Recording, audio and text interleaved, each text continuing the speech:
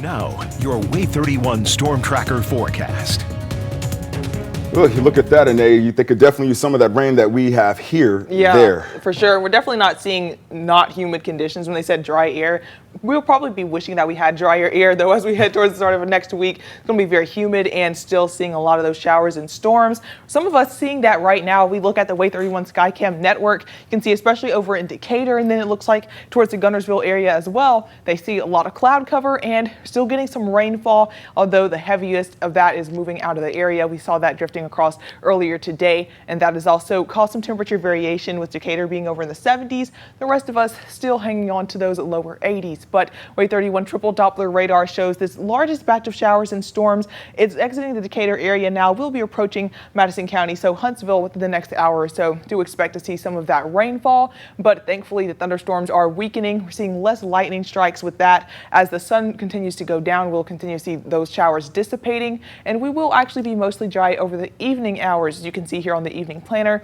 those rain chances decreasing, but the cloud cover definitely sticking around, as we'll continue to see overcast skies throughout the night. But that's going to be the main impacts for this evening, just some of that rainfall that we're seeing right now, and it is weakening. But if we look at the threat tracker for the next couple of days, we see that's definitely not going to be the case. Sunday and Monday we'll have much more widespread scattered storms, and that's not even going to be the only issue that we could possibly see with that, though. So it's going to be an overall caution day. I will give you some good news, though. If we look at the severe weather risk for tomorrow, that's going to be very far to our north and west, over affecting parts of the Great Plains. So we're not seeing the southeast expecting severe thunderstorms. We're not expecting tornadoes or anything like that, but we are going to get a lot of rainfall. So the flood risk for tomorrow, it's actually going to be a level 2 out of 4 for pretty much the entirety of northern Alabama, with the exception of maybe just the very northwestern counties that are over there towards the Mississippi state line. But definitely here in Huntsville and further on, and also parts of southern Middle Tennessee, we are seeing a pretty good risk for some flooding. So be sure you have all your apps turned on so you can get those warnings if you happen to be under a flood warning. And then remember, turn around, don't drown when you see a lot of water on the roadways. I'll show you that here on Future Tracker.